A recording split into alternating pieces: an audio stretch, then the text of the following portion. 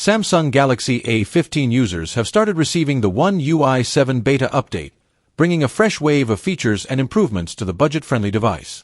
Based on Android 15, this beta rollout marks a significant milestone, as it introduces a host of system-level upgrades typically seen on higher-end models first. One UI 7 focuses on refining the user experience with smoother animations, better battery optimization, and a more intuitive interface. Users can also expect enhanced privacy features, such as improved permission management and background activity controls, offering more transparency and security. Samsung has also introduced deeper customization options, allowing users to tweak their lock screen, home screen, and notification layout with more freedom. As with any beta version, there may be some minor bugs and stability issues, but it's a great opportunity for early adopters to test new features ahead of the official release.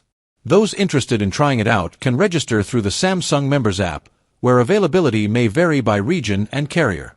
Overall, the One UI 7 beta is shaping up to be a promising update for Galaxy A15 users eager to experience the latest from Samsung and Android.